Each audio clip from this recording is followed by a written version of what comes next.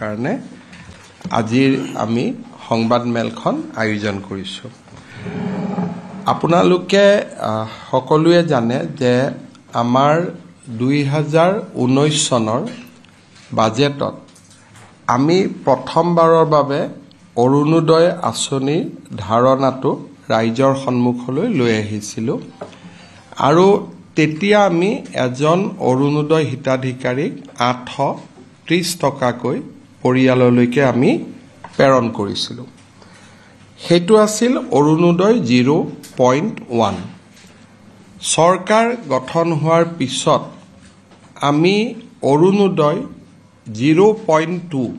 তাৰমানে অৰুণোদয় দ্বিতীয় সংস্কৰণ আমি আৰম্ভ কৰিছিলোঁ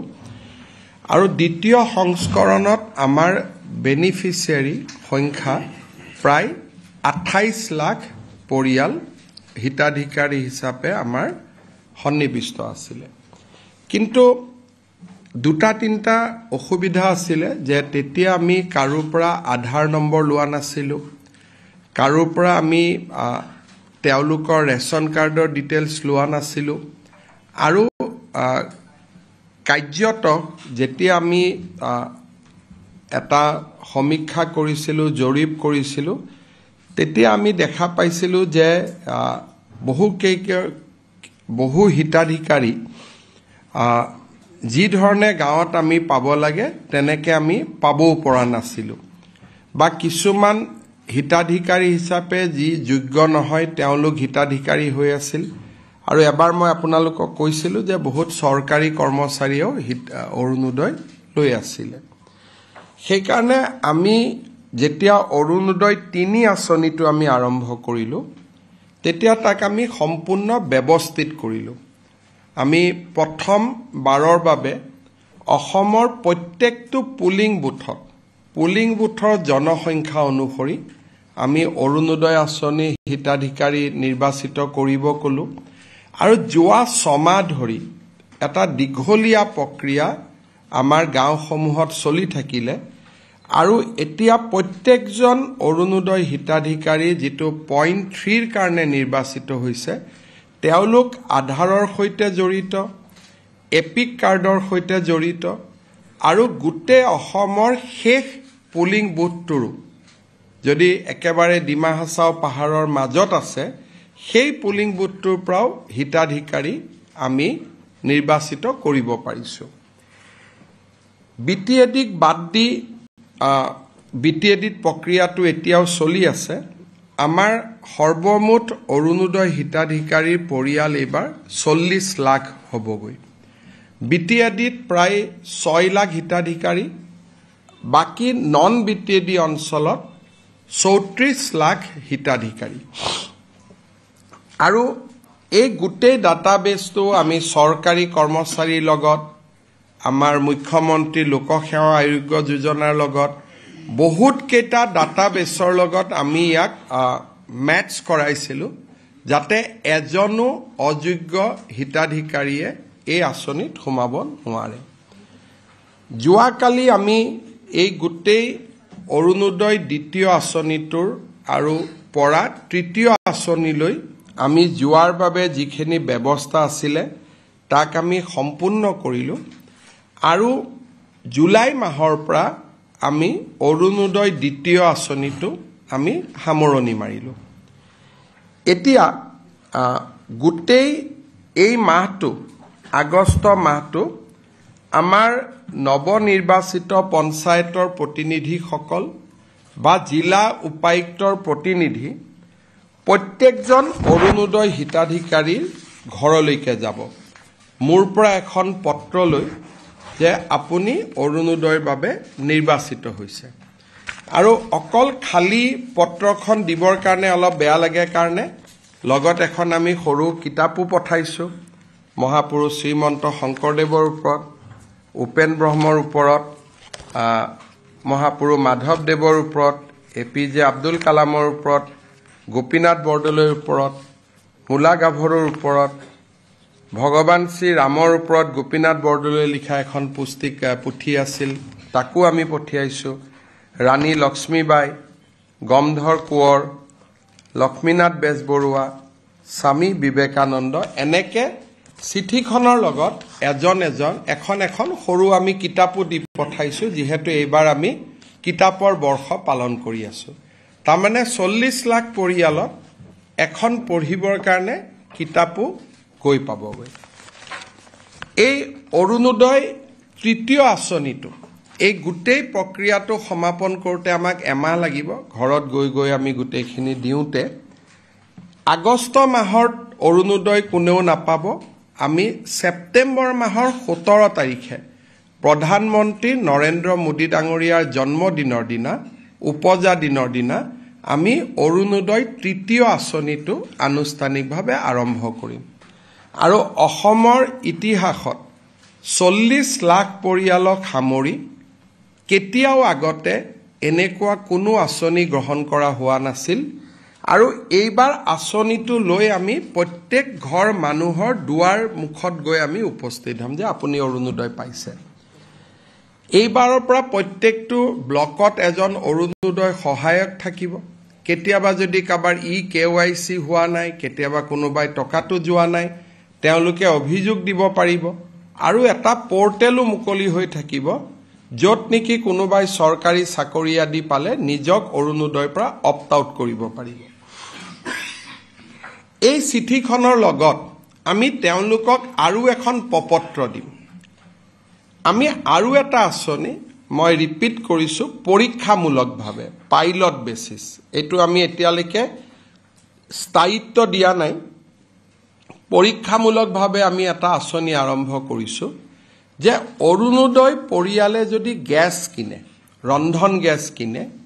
তেতিয়ালে তেওঁলোকক আমি 250 টকাৰ ৰাজ সাহায্য এটা প্ৰদান কৰিম অৰ্থাৎ অৰুণোদয় পৰিয়ালটোৰ যিকোনো এজন সদস্যই যদি এটা ৰন্ধন গেছ ক্ৰয় কৰে লগে লগে IOC আমাক জনাই দিব যে অমুক পৰিয়ালটোৱে আজি এটা গেছ কিনিলে লগে লগে তেওঁৰ একাউণ্টত আৰু 250 টকা জমা হৈ যাব তাৰমানে যেটো 1250 টকা পাইছিলে এতিয়াৰ পৰা গ্যাস কিনিলে যদি গ্যাস নিকিনে 250 টো না যায় যদি গ্যাস কিনে তেতিয়াহলে তেওঁলোকৰ পৰিয়ালটোলৈকে 250 টকাও চৰকাৰে ডেবিট কৰি দিব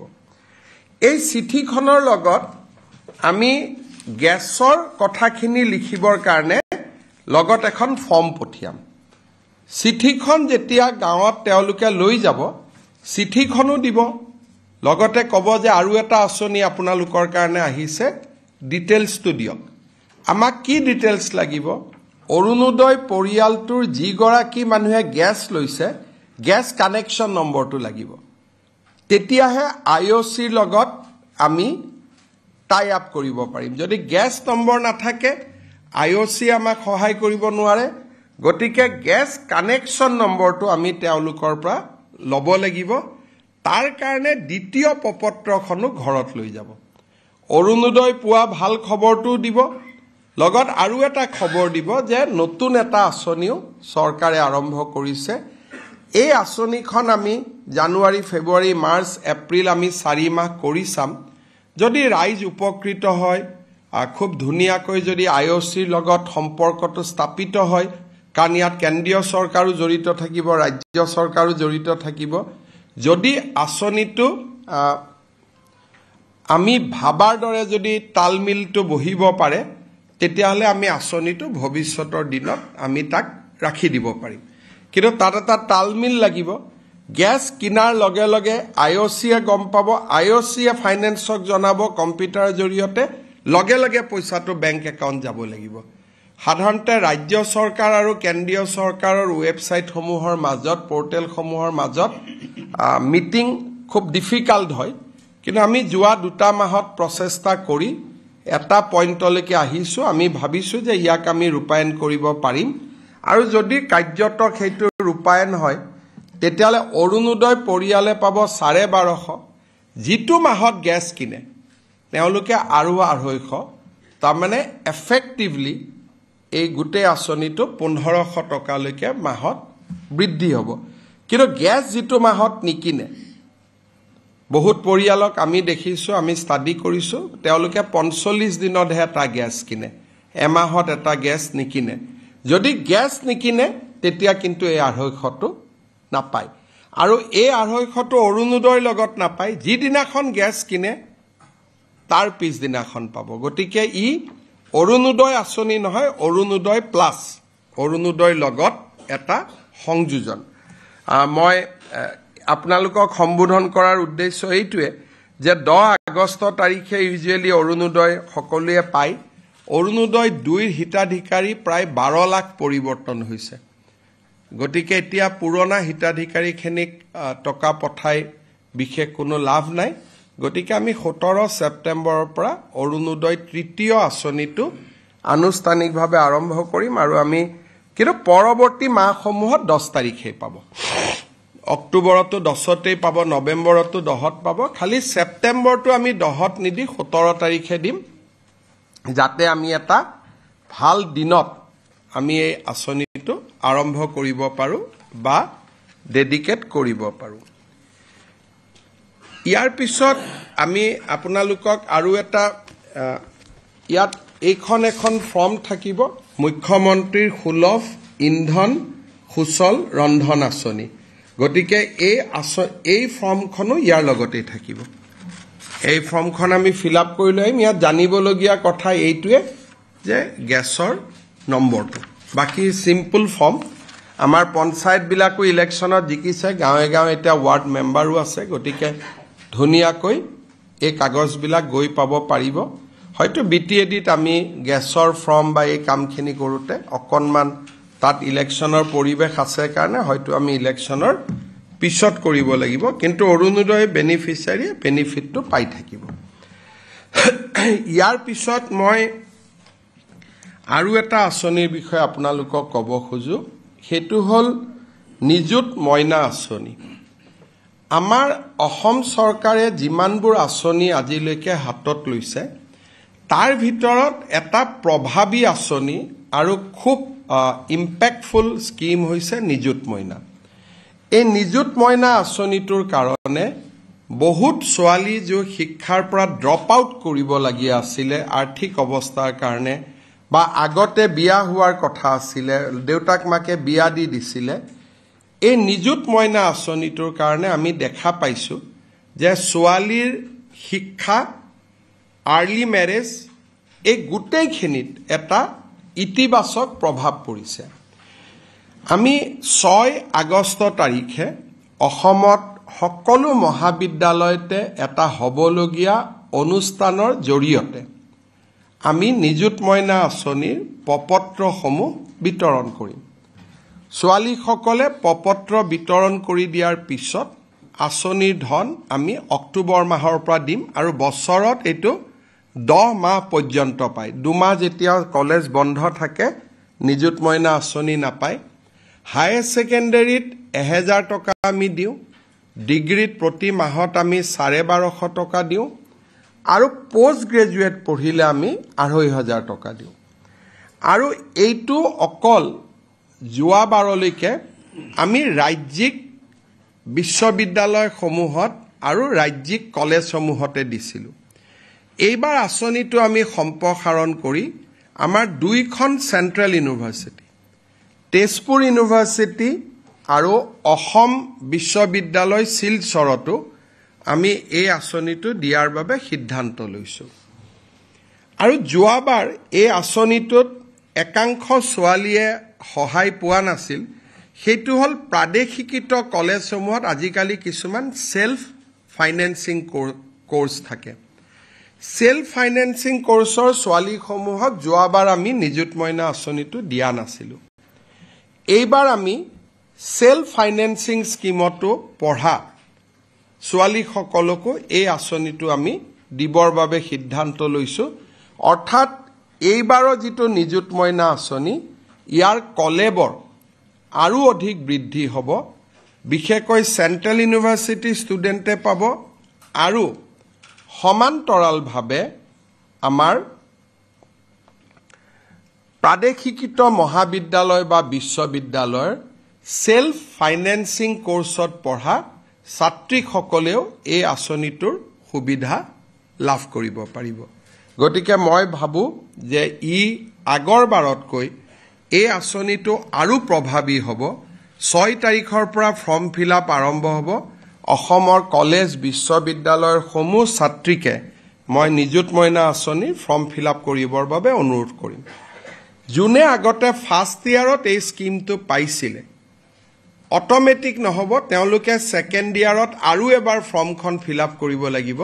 কাৰণ আমি জানিব খোজো যে ইয়াৰ মাজত তেওঁ বিবাহ হৈ গল নেকি যদি বিয়া হল নিযুত মইনা নাপাব পিজিত বিয়া হলেও পাব ডিগ্ৰী লৈকে বিয়া হলে নাপাব পিজিত যেহেতু ছোৱালী ডাঙৰ হৈ যায় অবভিয়াসলি বিয়া হ'ব কিন্তু ডিগ্ৰী থাৰ্ড ইয়াৰলৈকে বা ডিগ্ৰী সেকেন্ড ইয়াৰলৈকে আমি বিবাহিত ছোৱালীক এই আঁচনিখনত আমি নাৰাখো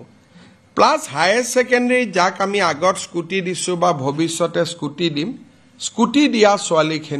ছোৱালীখিনিও নিযুত মইনা আঁচনি নাপায় এইটো হৈছে আমাৰ এটা ষ্টেণ্ডাৰ্ড ফৰ্মেট যোৱাকালি আপোনালোকক আমি আৰু এটা আঁচনিৰ বিষয়ে কৈছিলো মুখ্যমন্ত্ৰী জীৱন অনুপ্ৰেৰণা স্কিম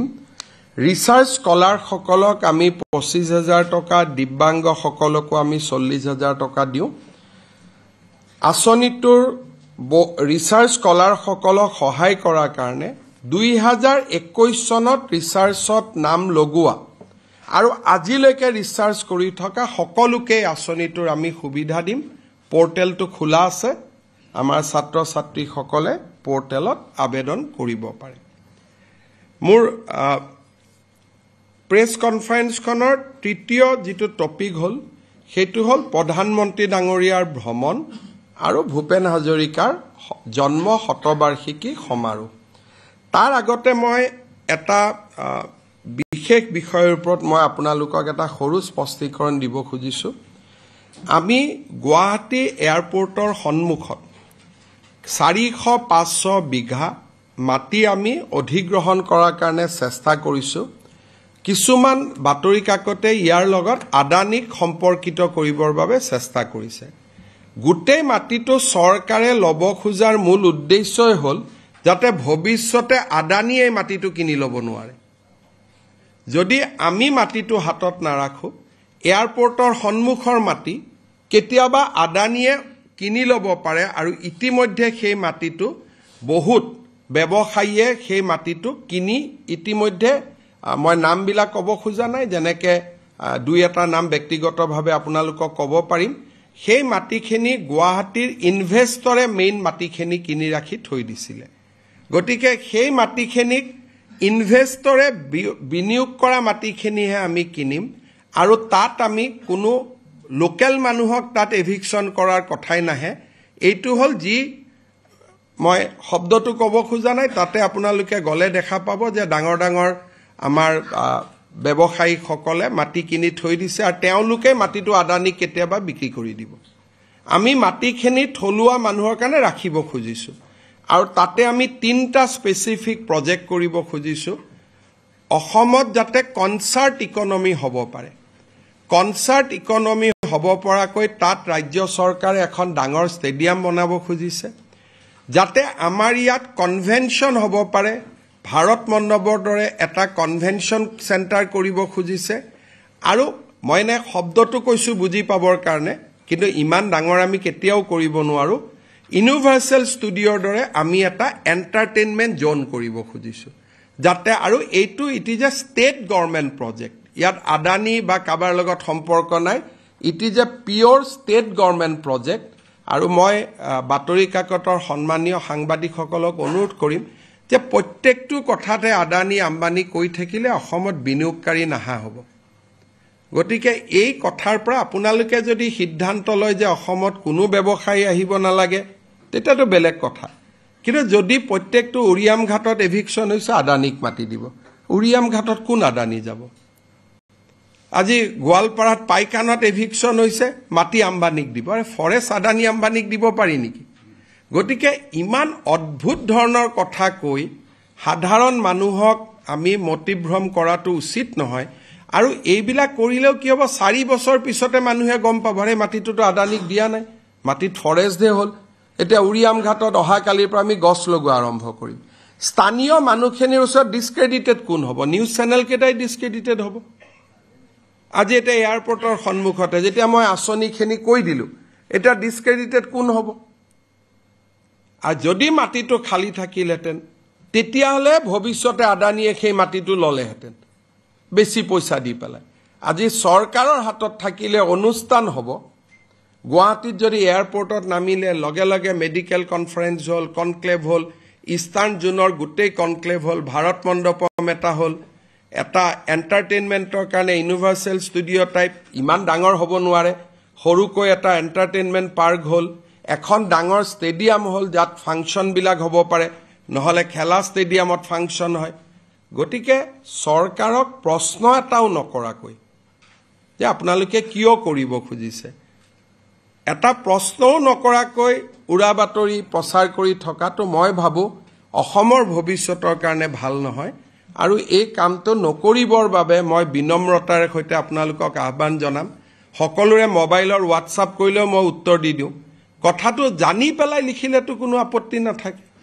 গতিকে নজনাকৈ মানুহক এটা মিছলিড কৰাৰ কাৰণে যিটো কথা আমি কৰি থাকোঁ, সেই কথাটো মই ভাবোঁ ঠিক নহয়। আৰু এই কথাটো মই গভীৰ উষ্ণৰে কৈছোঁ, যে গভীৰ দুখেৰে আৰু এটা মই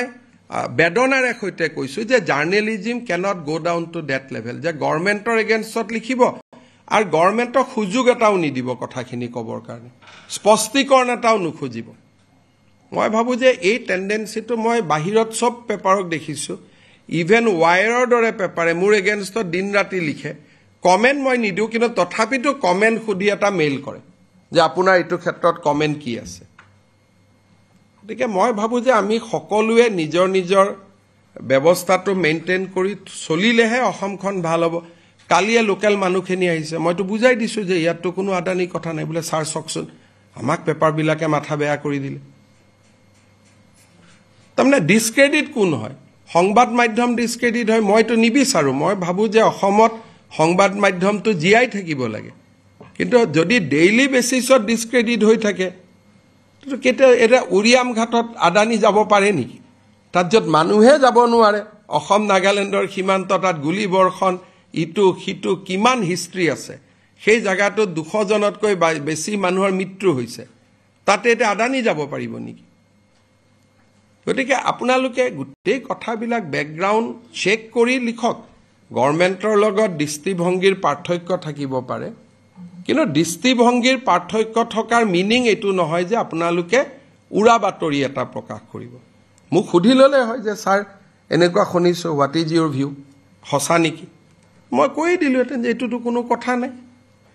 তাত চব কথাতে আদানী আম্বানী, মইতো ভালেই পাওঁ যদি ইমান অসমত আদানী আম্বানী আহিব খোজে, মইতো মালা দি লৈ আহিম, কাৰণ মোৰ লগততো মইতো ভাবোঁ যে আদানী আম্বানীক অসমৰ কাৰণে প্ৰয়োজন আছে। ইমান আহিব খুজিলেতো মই মালা দি লৈ আহোঁ, আমাৰ ইয়াতে নিবনুৱাই নাথাকিব। গতিকে এই কথাখিনি অকণমান ভাবি চিন্তি কৰিলে ভাল। এতিয়া মই দুটা ভিজিটলৈকে আহিছোঁ। অহা 29 আগষ্ট তাৰিখে ভাৰতৰ গৃহমন্ত্ৰী অমিত শ্বাহ ডাঙৰীয়া অসমলৈ আহিব। ৰাতিপুৱা আমি নতুনকৈ নিৰ্মাণ কৰি ওলোৱা ৰাজভৱন বা অসমৰ নতুন ৰাজভৱনটো তেখেতে আনুষ্ঠানিকভাৱে মুকলি কৰিব। পুৰণা বেলিভিউ হোটেল য'ত আছিলে তাতে আমি এটা সুন্দৰ ৰাজভৱন বনাইছোঁ। মই ভাবোঁ যে দেশৰ ভিতৰতে বেষ্ট ৰাজভৱন হৈছে। আপোনালোকে কেতিয়াবা তাক চাবও পাৰিব। মই যোৱা দিনাখন মাতি লৈ যাম আপোনালোকক ইনগ্ৰেশ্যনৰ আগতে। ৰাতিপুৱা তেখেতে আমাৰ ৰাজভৱন আনুষ্ঠানিকভাৱে মুকলি কৰিব। দ্বিতীয় কাৰ্যসূচী হিচাপে এখন NDA বিজেপি নহয়, AGP আৰু বিজেপিৰ টিকেটত আৰু আমাৰ শুভাকাংক্ষী যিমান পঞ্চায়ত ইলেকশ্যনত জয়লাভ কৰিলে, সদস্যৰ পৰা জিলা পৰিষদলৈকে, গাঁও সভাৰ সদস্যৰ পৰা আঞ্চলিক পঞ্চায়তৰ সদস্যৰ পৰা জিলা পৰিষদৰ সভাপতিলৈকে এখেতসকলক আমি নিমন্ত্ৰণ কৰিম। পঞ্চায়ত অভিৱৰ্তন এখন, NDAৰ পঞ্চায়ত অভিৱৰ্তন, তাতে গৃহমন্ত্ৰী অমিত শ্বাহ ডাঙৰীয়াই আমাৰ পঞ্চায়ত প্ৰতিনিধিসকলৰ সন্মুখত ভাষণ প্ৰদান কৰিব। আমাৰ মনত এটা এইবাৰ পঞ্চায়তসমূহ যেনেকৈ নিৰ্মাণ হৈছে, পঞ্চায়তসমূহৰ লগতে আমি প্ৰত্যেকখন গাঁৱত এটা সমবায় সমিতি কৰিব খুজিছোঁ আৰু অমিত শ্বাহ ডাঙৰীয়া সমবায় মন্ত্ৰী এই সমবায় সকলৰ দায়িত্ব হ'ব আমাৰ গাঁওসমূহত খালী পৰি থকা মাটিসমূহক কৃষি কামত ব্যৱহাৰ কৰা বা ডায়েৰী আদি কামত ব্যৱহাৰ কৰা এইবাৰ আমাৰ পঞ্চায়তৰ সদস্যসকলক আমি ইনস্পায়াৰ কৰিব খুজিছোঁ যে আপোনালোকে গাঁৱত এটা আমাৰ মাটি খালী পৰি থাকিলে আজি ৰাতিপুৱা ওৰাঙত বহুতখিনি মিয়া মুছলমান সম্প্ৰদায়ৰ মানুহে আহি আজি ৰাতিপুৱাও ওৰাঙত মাটি দখল কৰিব আহিছিল ৰাতিপুৱা এটা আমি এভিকশ্যন কৰিবলগীয়া হৈছে আজি মাটি খালী পৰি থাকিলে বেলেগ মানুহ সোমাব সেইকাৰণে এইবাৰ আমি এটা সিদ্ধান্ত লৈছোঁ যে গাঁও পঞ্চায়তসমূহৰ সমান্তৰালভাৱে প্ৰত্যেক গাঁৱত এটা আমি যুৱকসকলক লৈ সমবায় সমিতি কৰিব খুজিছোঁ যাতে খালী মাটিবিলাক চৰকাৰৰ পৰা তেওঁলোকে ভাড়াত লৈ 1 টকা বা 2 টকা ভাড়াত লৈ পেলাই তেওঁলোকে তাত খেতি আদি কৰি বা ডায়েৰী আদি কৰি মাটিখিনি বন্ধ কৰি ৰাখিব পাৰে কতো যাতে খালী মাটি পৰি নাথাকে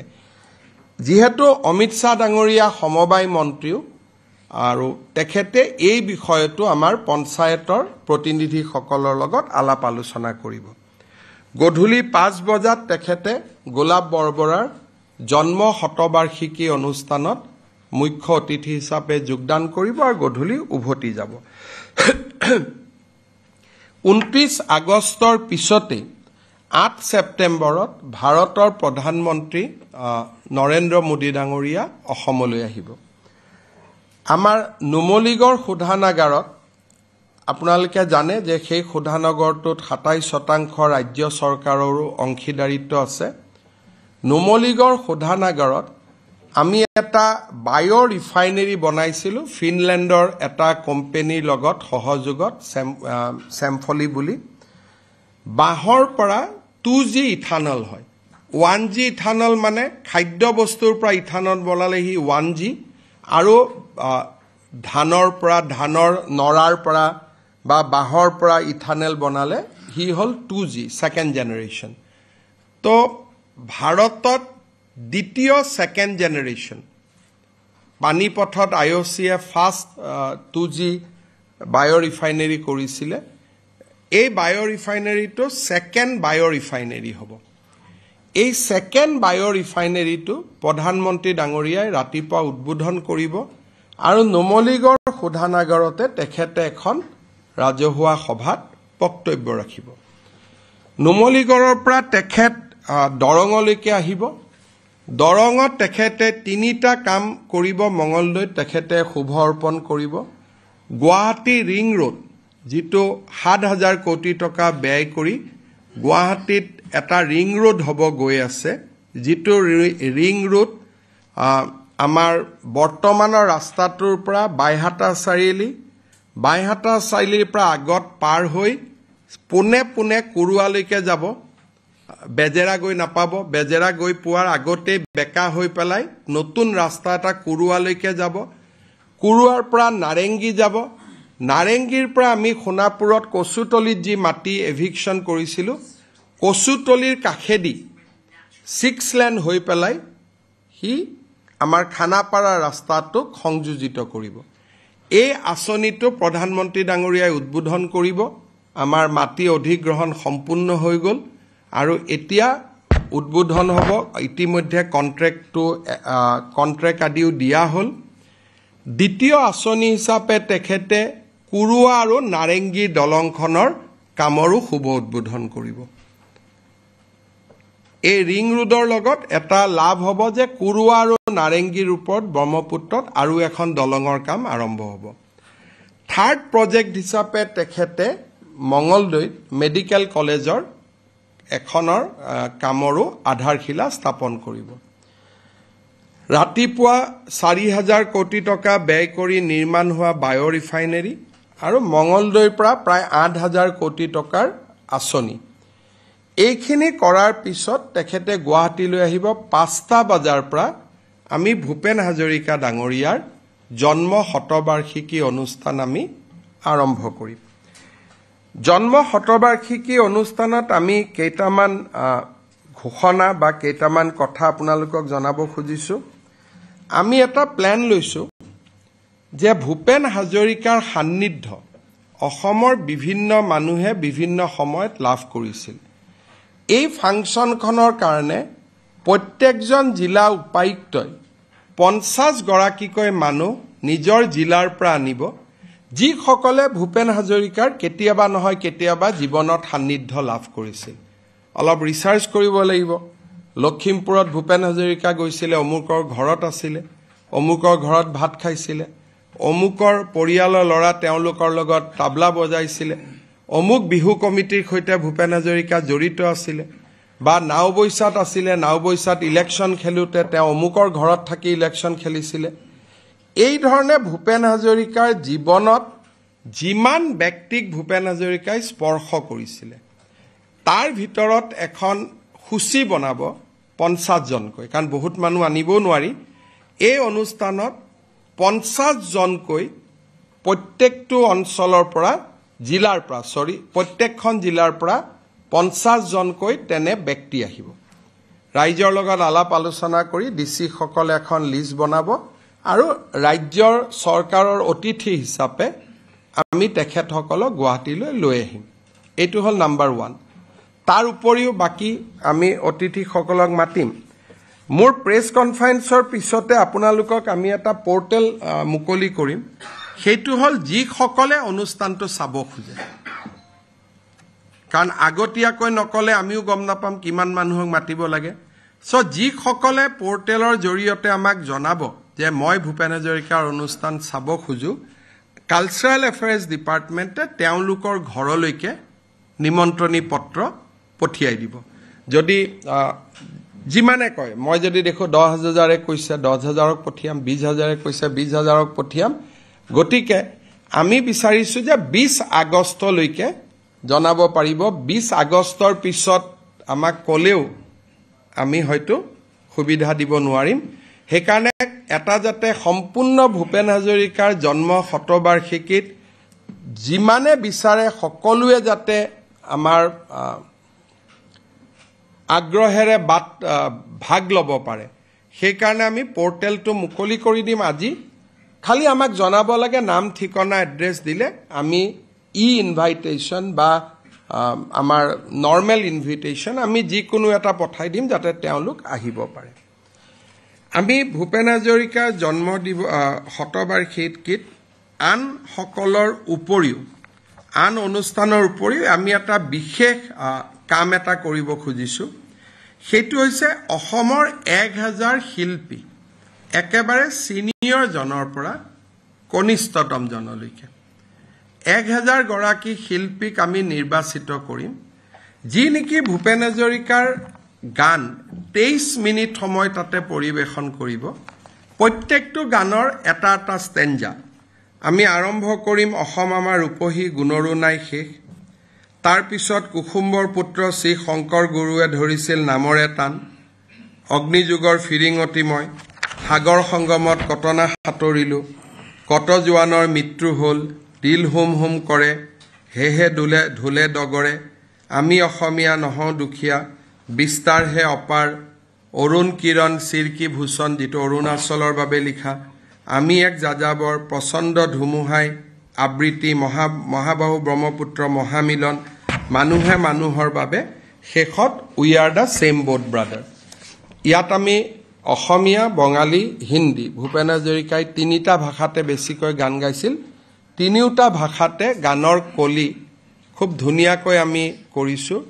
ইয়াত আমি চেষ্টা কৰিম অসমৰ প্ৰতিখন কলেজৰে বেষ্ট ছিংগাৰ যিখিনি এইবাৰ কলেজ ফেষ্টিভেলত হৈছিলে, এইবাৰ কলেজ ফেষ্টিভেলত যিসকল বেষ্ট ছিংগাৰ হৈছিল তেওঁলোকক মাতিম। আৰু আমি একেবাৰে অসমৰ জীৱিত আটাইতকৈ বয়োজ্যেষ্ঠ শিল্পীসমূহৰ পৰা কনিষ্ঠতম কলেজত যোনে যোৱাবাৰ বেষ্ট ছিংগাৰ হৈছে বা আমাৰ সাংস্কৃতিক মহাৰণত যিসকল প্ৰতিযোগীয়ে ভাল ৰিজাল্ট কৰিছিল, আমি সকলোকে মাতি 1000 ব্যক্তিৰে সৈতে আমি এটা সুন্দৰ গানো পৰিৱেশন কৰিম। তাৰ লগতে ভূপেন হাজৰিকাদেৱৰ জন্ম শতবাৰ্ষিকীত অবভিয়াছলি আন যি আমি তেখেতৰ জীৱনী এখন উদ্বোধন হ'ব বা আন যি কৰিব লাগে আমি সেইখিনি কৰিম আজি এই গোটেইকেইটা আমি ল'বলগীয়া যোৱা এমাহ দুমাহৰ কাৰ্যসূচীৰ বিষয়ে মই আপোনালোকক অৱগত কৰিছোঁ সাংবাদিক মেলখনৰ পিছতে আমি পৰ্টেলটো মুকলি কৰি দিম আপোনালোকৰ যদি কিবা প্ৰশ্ন আছে আপোনালোকে মোক কৰিব পাৰে আৰু মই এটাকৈ উত্তৰ দি যাম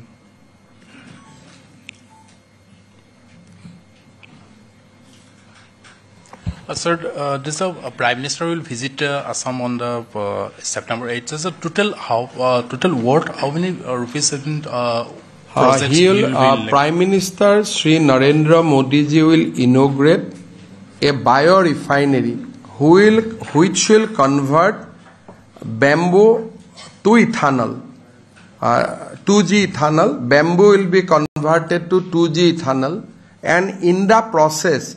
various other chemicals will be derived as a value-added product. Will be inaugurated by Honorable Prime Minister Sri Narendra Modi in Numaligarh. The plant has been established at a cost of 4,200 crores. Thereafter, he will come to Mongoldoi and he will lay the foundation stone for the ring road of Guwahati, a new bridge over river Brahmaputra connecting Kurua and Narengi, and he will also lay the foundation stone for the Dorong Medical College. Thereafter, he will come to Guwahati and he will participate in the Bhupen Hazarika Birth Centenary Program organized by the State of Assam, Government of Assam. So it is a day-long program, and we have already started preparation to welcome Prime Minister on that day.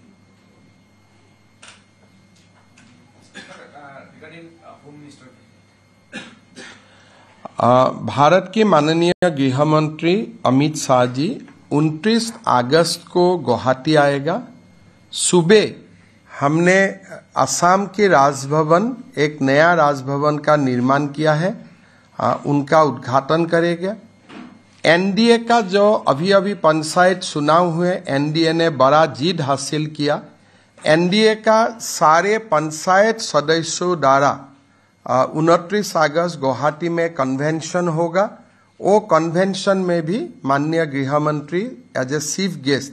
Participate करेंगे। शाम को असम की पहले non Congress chief minister Shri Gulab Borbora ji का जन्म शतवार्षिकी अनुष्ठान में भी भाग लेगा।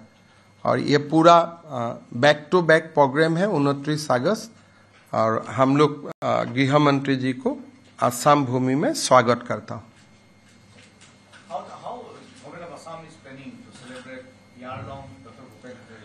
The celebration will start from 8 September. Government of Assam will organize further functions in Arunachal Pradesh, in West Bengal, Calcutta, in Mumbai, and also in Delhi. During this process, there will be many activity, many program which will be dedicated in the name of Bhupen Hazarika. Program will start from 8 September. There will be a central function in Guwahati. Prime Minister Narendra Modi will attend the program as chief guest. Khanapara field. Sir, there is a survey going on in places like Borpeta for enclosed forest land. So, is this a statewide survey? Every deputy commissioner has been instructed to find out the level of encroachment in the forest area, and we'll try to see that the forest area is cleared, people are evicted, except those people who are eligible for forest rights. So there are some people who are eligible even in the forest. Tribal people can stay provided they have come prior to 2005. So we are going to evict people who are not covered under the Forest Rights Act. But this is a huge task, and at least 10 years will be required, because the level of enforcement is very, very high, beyond imagination. So even if I do one eviction in every month, it will take at least 10 years to complete.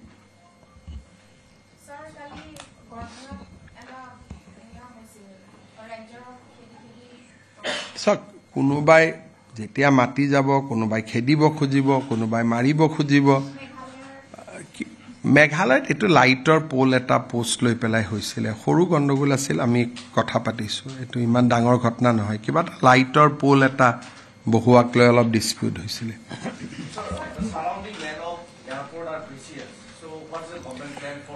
Government is going to set up a new basically new campus there. We want to construct a stadium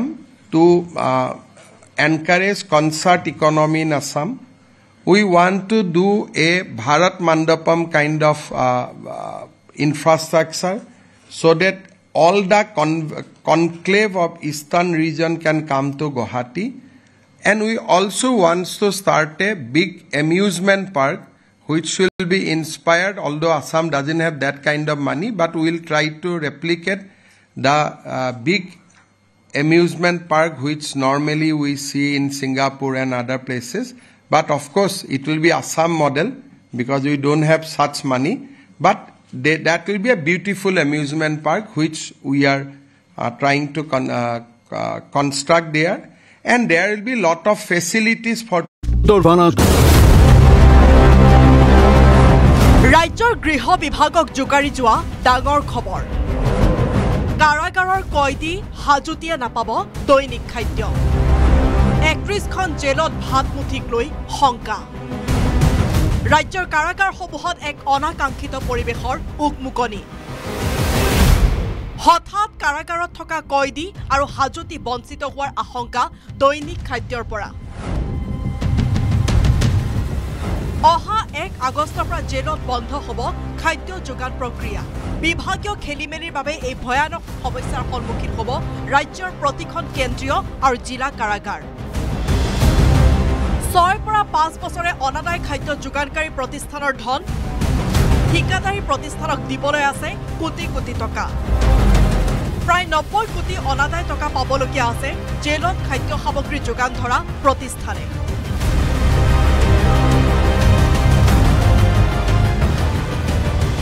জনজাতিকৰণৰ প্ৰসংগটোত দুটা মন্ত্ৰী গোটে প্ৰতিবেদনে দিয়া নাই। Sir, আপোনালোকে যেহেতু 6 জনগোষ্ঠীৰ জনজাতিকৰণৰ কথা কৈ আছিলে, স্যাৰ আপোনালোকৰ ষ্টেণ্ডটো কিবা কেনে পৰ্যায়ত আছে? আমি অক্টোবৰ মাহত বিধানসভাত মন্ত্ৰী গোটৰ প্ৰতিবেদন দাখিল কৰা হ'ব। ইয়াতে বিধানসভাৰ মই আকৌ এবাৰ কৈছোঁ যে গোটেই জনজাতিকৰণৰ প্ৰক্ৰিয়াটো আৰম্ভ হৈছে। ৰাজ্যৰ গৃহ বিভাগক জোকাৰি যোৱা ডাঙৰ খবৰ। কাৰাগাৰৰ কয়দী হাজুতিয়ে নাপাব দৈনিক খাদ্য। 31খন জেলত ভাত মুঠিক লৈ এই গোটেই বিষয়বস্তুখিনি আমি বিধানসভাত উপস্থাপন কৰিম। বিধানসভাই মন্ত্ৰী গোটৰ প্ৰতি ৰাজ্যৰ গৃহ বিভাগক জোকাৰি যোৱা ডাঙৰ খবৰ। কাৰাগাৰৰ কয়দী হাজুতিয়ে নাপাব দৈনিক খাদ্য। 31খন জেলত ভাত মুঠিক লৈ শংকা। ৰাজ্যৰ কাৰাগাৰসমূহত এক অনাকাংক্ষিত পৰিৱেশৰ উকমুকনি। হঠাৎ কাৰাগাৰত থকা কয়দী আৰু হাজুতি বঞ্চিত হোৱাৰ আশংকা দৈনিক খাদ্যৰ পৰা। অহা 1 আগষ্টৰ পৰা জেলত বন্ধ হ'ব খাদ্য।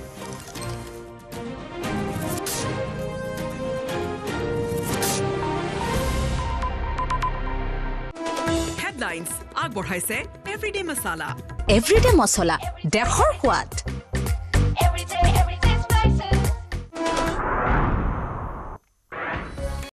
ডক্টৰ ভূপেন হাজৰিকাৰ বছৰজোৰাত জন্ম শতবাৰ্ষিকীৰ বাবে মুখ্যমন্ত্ৰীৰ পৰ্টেল মুকলি। 8 ছেপ্টেম্বৰত জন্ম শতবাৰ্ষিকীৰ কাৰ্যসূচীৰ শুভাৰম্ভণি অনুষ্ঠানত উপস্থিত থাকিব প্ৰধানমন্ত্ৰী নৰেন্দ্ৰ মোদী। প্ৰধানমন্ত্ৰীৰ অসম ভ্ৰমণতে বহুকেইটা প্ৰকল্প মুকলিৰ লগতে ভাগ ল'ব কেইবাটাও অনুষ্ঠানত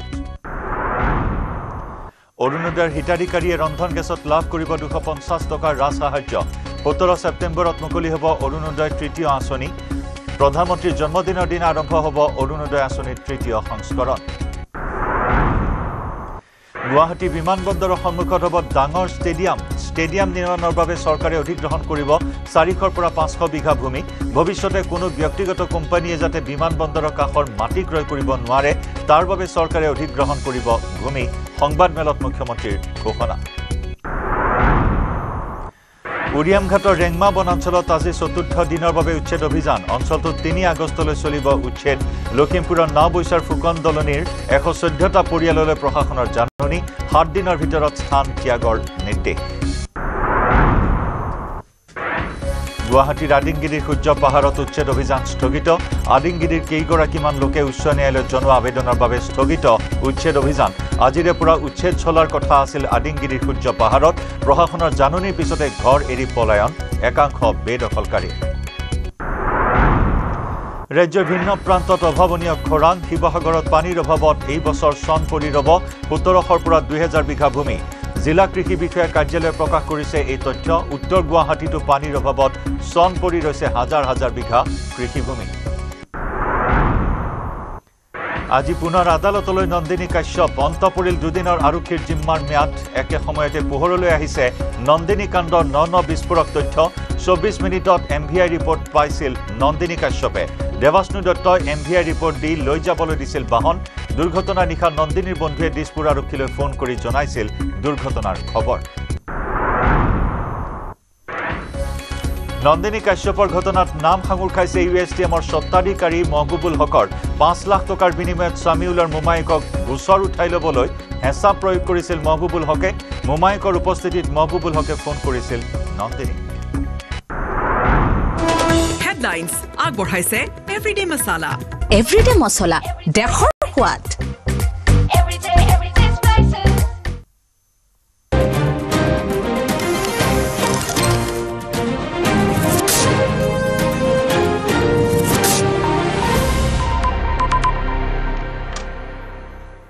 নমস্কাৰ আপুনি চাই আছে দুপৰৰ সংবাদ মই জয়ন্ত মাধৱ গোস্বামী আগবঢ়াইছো মুখ্যমন্ত্ৰী ডক্টৰ হিমন্ত বিশ্ব শৰ্মাৰ সংবাদ মেলৰ পোনপটীয়া সম্প্ৰচাৰ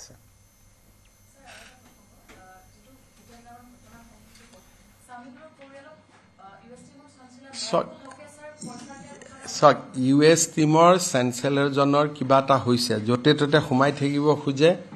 যোৱাবাৰতো অকণমান ঠিক আছে বহুত দিন জেলত থকাৰ কাৰণে এৰা পৰিলে এতিয়াতো তাত বহুত ডাঙৰ খবৰ ওলাইছে সুপ্ৰিম কোৰ্টৰ কমিটিয়ে পাইছে যে সেই গোটেই জায়গাটো ফৰেষ্ট হয় তেওঁ য'ত বিল্ডিং বনাই লৈছে এতিয়া যিখিনি নতুন খবৰ ওলাইছে সেই খবৰ মতে সেইখন এখন ৰিজাৰ্ভ ফৰেষ্ট আৰু ৰিজাৰ্ভ ফৰেষ্টত তেওঁ এই গোটেই কনষ্ট্ৰাকশ্যনবোৰ কৰিছিল গতিকে 2 বছৰ পিছত যে ইউএছটিএম থাকিব তাৰ গ্যাৰেণ্টি কোনেও ল'ব নোৱাৰে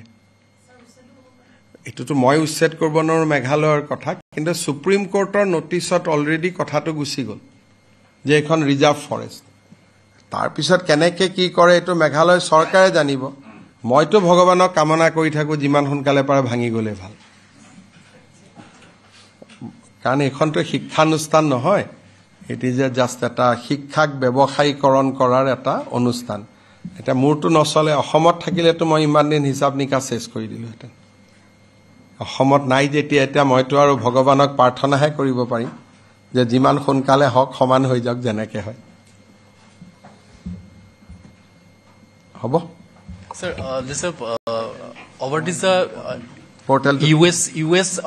tariff law. This Rahul Gandhi says that economy of. I think last 7 days has exposed Rahul Gandhi badly. People now realize that Rahul Gandhi is not anti-BJP, he is anti-India. So when Prime Minister is conducting everything very, very gracefully, he is talking to various country at equal terms. Rahul Gandhi is defaming our country. Initially, people thought that he is anti-BJP. Now people realize he is not only anti-BJP, he is anti-India also. So he is then exposed. পোর্টেলটো খুলিটো দেখুন মই ইয়াৰ পৰাই ইনোগ্ৰেট কৰি দিছো পোৰ্টেলটো বঢ়িয়া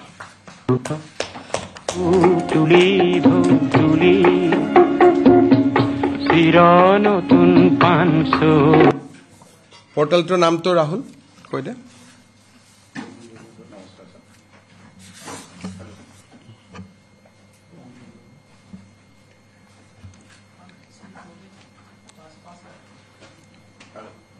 ইয়াতে কলে আমি invitation card Haflong Diphu Kolkata Mumbai যোৰ পৰাই এপ্লাই কৰে আমি তাতে পঠাই দিম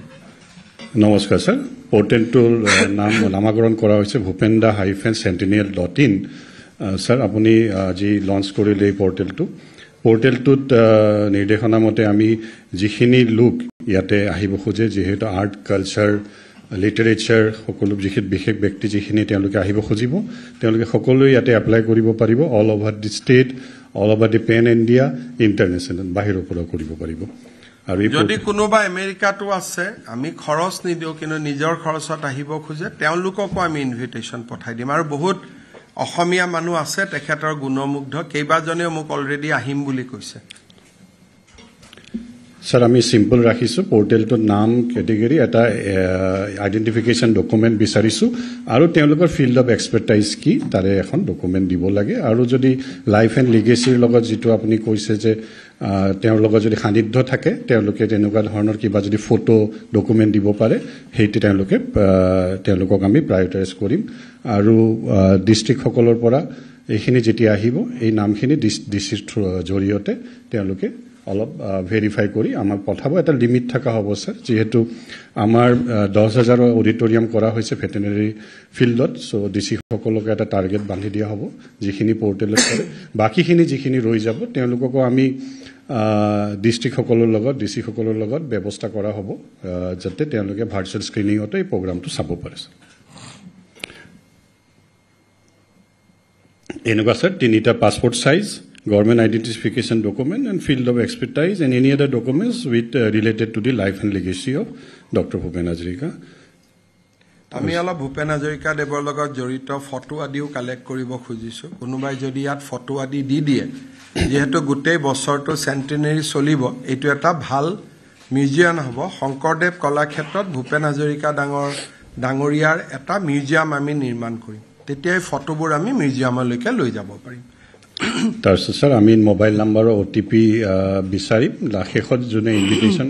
পাব তেওঁক আমি ইনভিটেশন কৰি এনেকুৱা এখন পাছ হ'ব স্যাৰ থ্যাংক ইউ স্যাৰ সকলোৱে কিবা এটা খাই লওক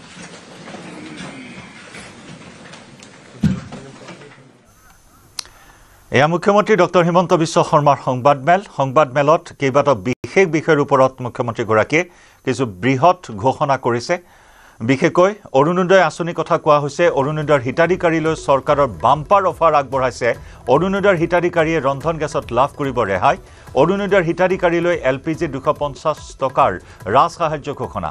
ৰন্ধন গেছ ক্ৰয় কৰাৰ পিছত লাভ কৰিব 250 টকা ৰন্ধন গেছ ক্ৰয় নকৰিলে নাপায় 250 টকা 17 ছেপ্টেম্বৰত মুকলি হ'ব অৰুণোদয় তৃতীয় প্ৰধানমন্ত্ৰীৰ জন্মদিনৰ দিনা আৰম্ভ হ'ব অৰুণোদয় আঁচনি 3 পৰীক্ষামূলকভাৱে আমি এটা আঁচনি আৰম্ভ কৰিছো যে অৰুণোদয় পৰিয়ালে যদি গেছ কিনে ৰন্ধন গেছ কিনে তেতিয়ালে তেওঁলোকক আমি 250 টকাৰ ৰাজ সাহায্য এটা প্ৰদান কৰিম অৰ্থাৎ অৰুণোদয় পৰিয়ালটোৰ যিকোনো এজন সদস্যই যদি এটা ৰন্ধন গেছ ক্ৰয় কৰে লগে লগে আইঅচি আমাক জনাই দিব যে অমুক পৰিয়ালটোৱে আজি এটা গেছ কিনিলে লগে লগে তেওঁৰ একাউণ্টত আৰু 250 টকা জমা হৈ যাব তাৰমানে যেটো 1250 টকা পাইছিলে এতিয়াৰ পৰা গেছ কিনিলে যদি গেছ নিকিনে 250 টো না যায় যদি গেছ কিনে তেতিয়াহলে তেওঁলোকৰ পৰিয়ালটোলৈকে 250 টকাও চৰকাৰে ডেবিট কৰি দিব এই চিঠিখনৰ লগত আমি গেছৰ কথাখিনি লিখিবৰ কাৰণে লগত এখন ফৰ্ম পঠিয়াম চিঠিখন যেতিয়া গাঁৱত তেওঁলোকে লৈ যাব চিঠিখনো দিব লগতে ক'ব যে আৰু এটা আঁচনি আপোনালোকৰ কাৰণে আহিছে ডিটেইলছটো দিয়ক আমাক কি ডিটেইলছ লাগিব অৰুণোদয় পৰিয়ালটোৰ যিগৰাকী মানুহে গেছ লৈছে গেছ কানেকশ্যন নম্বৰটো লাগিব তেতিয়াহে IOCৰ লগত আমি টাই আপ কৰিব পাৰিম যদি গেছ নম্বৰ নাথাকে IOC আমাক সহায় কৰিব নোৱাৰে গতিকে গেছ কানেকশ্যন নম্বৰটো আমি তেওঁলোকৰ পৰা ল'ব লাগিব তাৰ কাৰণে দ্বিতীয় প্ৰপত্ৰখনো ঘৰত লৈ যাব অৰুণোদয় পোৱা ভাল খবৰটো দিব লগত আৰু এটা খবৰ দিব যে নতুন এটা আঁচনিও চৰকাৰে আৰম্ভ কৰিছে এই আঁচনিখন আমি জানুৱাৰী ফেব্ৰুৱাৰী মাৰ্চ এপ্ৰিল আমি 4 মাহ কৰি চাম যদি ৰাইজ উপকৃত হয় খুব ধুনীয়াকৈ যদি IOCৰ লগত সম্পৰ্কটো স্থাপিত হয় কাৰণ ইয়াত কেন্দ্ৰীয় চৰকাৰো জড়িত থাকিব ৰাজ্য চৰকাৰো জড়িত থাকিব যদি আঁচনিটো আমি ভাবাৰ দৰে যদি তালমিলটো বহিব পাৰে তেতিয়াহলে আমি আঁচনিটো ভৱিষ্যতৰ দিনত আমি তাক ৰাখি দিব পাৰিম কিন্তু তাত এটা তালমিল লাগিব গেছ কিনাৰ লগে লগে IOCয়ে গম পাব IOCয়ে ফাইনেন্সক জনাব কম্পিউটাৰৰ জৰিয়তে লগে লগে পইচাটো বেংক একাউণ্ট যাব লাগিব 29 আগষ্টত অসমলৈ আহিব কেন্দ্ৰীয় গৃহমন্ত্ৰী অমিত শাহ গুৱাহাটীত নৱনিৰ্মিত ৰাজভৱন মুকলি কৰিব অমিত শাহে NDAৰ পঞ্চায়ত অভিৱৰ্তনতো অংশগ্ৰহণ কৰিব অমিত শাহে অনুষ্ঠানত উপস্থিত থাকিব অগপ বিজেপিৰ পঞ্চায়তৰ সদস্যসকল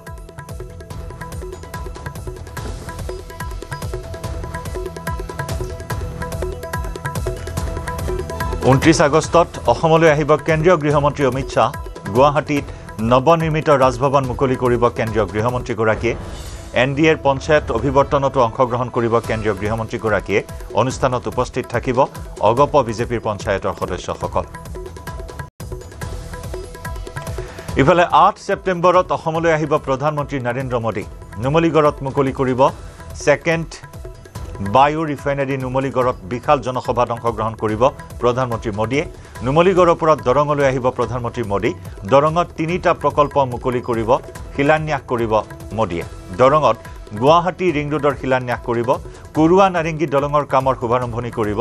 মঙলদৈৰ প্ৰধানমন্ত্ৰীয়ে মুকলি কৰিব মেডিকেল কলেজ দৰঙৰ পৰা গুৱাহাটীলৈ আহিব প্ৰধানমন্ত্ৰী মোদী সুধা কণ্ঠৰ জন্ম শতবাৰ্ষিকী অনুষ্ঠানত ভাগ ল'ব প্ৰধানমন্ত্ৰীগৰাকীয়ে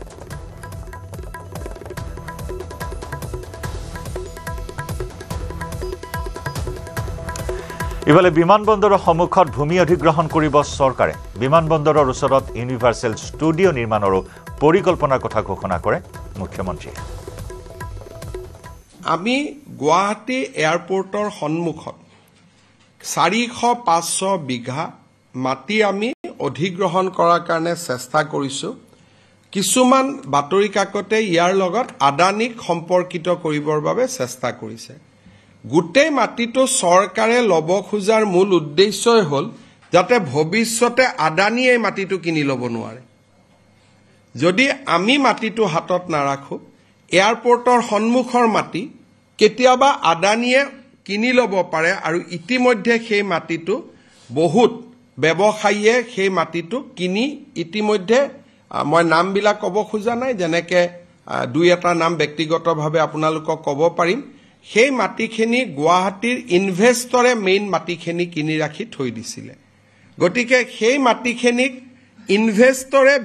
বিনিয়োগ কৰা মাটিখিনিহে আমি কিনিম আৰু তাত আমি কোনো লোকেল মানুহক তাত এভিকশন কৰাৰ কথাই নাহে এইটো হ'ল যি মই শব্দটো ক'ব খোজা নাই তাতে আপোনালোকে গলে দেখা পাব যে ডাঙৰ ডাঙৰ আমাৰ ব্যৱসায়ীসকলে মাটি কিনি থৈ দিছে আৰু তেওঁলোকে মাটিটো আদানীক কেতিয়াবা বিক্ৰী কৰি দিব আমি মাটিখিনি থলুৱা মানুহৰ কাৰণে ৰাখিব খুজিছো আৰু তাতে আমি 3টা স্পেসিফিক প্ৰজেক্ট কৰিব খুজিছো অসমত যাতে কনসাৰ্ট ইকনমি হ'ব পাৰে কনসাৰ্ট ইকনমি হ'ব পৰাকৈ তাত ৰাজ্য চৰকাৰে এখন ডাঙৰ ষ্টেডিয়াম বনাব খুজিছে যাতে আমাৰ ইয়াত কনভেনশন হ'ব পাৰে ভাৰত মণ্ডপৰ দৰে এটা কনভেনশন সেন্টাৰ কৰিব খুজিছে আৰু মইনে শব্দটো কৈছো বুজি পাবৰ কাৰণে কিন্তু ইমান ডাঙৰ আমি কেতিয়াও কৰিব নোৱাৰো ইউনিভাৰ্সেল ষ্টুডিঅ'ৰ দৰে আমি এটা এন্টাৰটেইনমেন্ট জোন কৰিব খুজিছো যাতে আৰু এইটো it is a state government project 6 আগষ্টত বিতৰণ কৰা হ'ব নিযুত মইনা আঁচনিৰ প্ৰপত্ৰ অক্টোবৰৰ পৰা নিযুত মইনাৰ হিতাধিকাৰীয়ে পাব ধন এইবাৰ তেজপুৰ অসম বিশ্ববিদ্যালয়ৰ শিক্ষাৰ্থীয়ে পাব সুবিধা প্ৰাদেশিকৃত মহাবিদ্যালয়ৰ শিক্ষাৰ্থীয়ে লাভ কৰিব সুবিধা পূৰ্বতকৈ এইবাৰ বৃদ্ধি হ'ব মহাবিদ্যালয়ৰ সংখ্যা নিযুত মইনা আঁচনি আমাৰ অসম চৰকাৰে যিমানবোৰ আঁচনি আজিলৈকে হাতত লৈছে তাৰ ভিতৰত এটা প্ৰভাৱী আঁচনি আৰু খুব ইম্পেক্টফুল স্কিম হৈছে নিযুত মইনা এই নিযুত মইনা আঁচনিটোৰ কাৰণে বহুত ছোৱালী যে শিক্ষাৰ পৰা ড্ৰপ আউট কৰিবলগীয়া আছিলে আৰ্থিক অৱস্থাৰ কাৰণে বা আগতে বিয়া হোৱাৰ কথা আছিলে দেউতাক মাকে বিয়া দি দিছিলে এই নিযুত মইনা আঁচনিটোৰ কাৰণে আমি দেখা পাইছো যে ছোৱালীৰ শিক্ষা আৰ্লি মেৰেজ এই গোটেইখিনিত এটা ইতিবাচক প্ৰভাৱ পৰিছে আমি 6 আগষ্ট তাৰিখে অসমত সকলো মহাবিদ্যালয়তে এটা হ'বলগীয়া অনুষ্ঠানৰ জৰিয়তে আমি নিযুত মইনা আঁচনিৰ প্ৰপত্ৰসমূহ বিতৰণ কৰিম ছোৱালীসকলে প্ৰপত্ৰ বিতৰণ কৰি দিয়াৰ পিছত আঁচনিৰ ধন আমি অক্টোবৰ মাহৰ পৰা দিম আৰু বছৰত এইটো 10 মাহ পৰ্যন্ত পায় 2 মাহ যেতিয়া কলেজ বন্ধ থাকে নিযুত মইনা আঁচনি নাপায় হায়াৰ সেকেন্ডাৰীত 1000 টকা আমি দিওঁ ডিগ্ৰীত প্ৰতি মাহত আমি 1250 টকা দিওঁ আৰু পোষ্ট গ্ৰেজুৱেট পঢ়িলে আমি 2500 টকা দিওঁ আৰু এইটো অকল যোৱাবাৰলৈকে আমি ৰাজ্যিক বিশ্ববিদ্যালয়সমূহত আৰু ৰাজ্যিক কলেজসমূহতে দিছিলোঁ এইবাৰ আঁচনিটো আমি সম্প্ৰসাৰণ কৰি আমাৰ দুইখন চেন্ট্ৰেল ইউনিভাৰ্চিটি তেজপুৰ ইউনিভাৰ্চিটি আৰু অসম বিশ্ববিদ্যালয় শিলচৰতো আমি এই আঁচনিটো দিয়াৰ বাবে সিদ্ধান্ত লৈছোঁ আৰু যোৱাবাৰ এই আঁচনিটোত একাংশ ছোৱালীয়ে সহায় পোৱা নাছিল সেইটো হল প্ৰাদেশিকৃত কলেজসমূহত আজিকালি কিছুমান সেলফ ফাইনেন্সিং কোৰ্স থাকে সেলফ ফাইনেন্সিং কোৰ্সৰ ছোৱালীসমূহক যোৱাবাৰ আমি নিযুত মইনা আঁচনিটো দিয়া নাছিলোঁ এইবাৰ আমি সেলফ ফাইনেন্সিং স্কিমতো পঢ়া ছোৱালীসকলকো এই আঁচনিটো আমি দিবৰ বাবে সিদ্ধান্ত লৈছোঁ অৰ্থাৎ এইবাৰৰ যিটো নিযুত মইনা আঁচনি ইয়াৰ কলেবৰ আৰু অধিক বৃদ্ধি হ'ব বিশেষকৈ চেন্ট্ৰেল ইউনিভাৰ্চিটি ষ্টুডেণ্টে পাব আৰু সমান্তৰালভাৱে আমাৰ প্ৰাদেশিকৃত মহাবিদ্যালয় বা বিশ্ববিদ্যালয়ৰ সেলফ ফাইনেন্সিং কোৰ্সত পঢ়া ছাত্ৰীসকলেও এই আঁচনিটোৰ সুবিধা লাভ কৰিব পাৰিব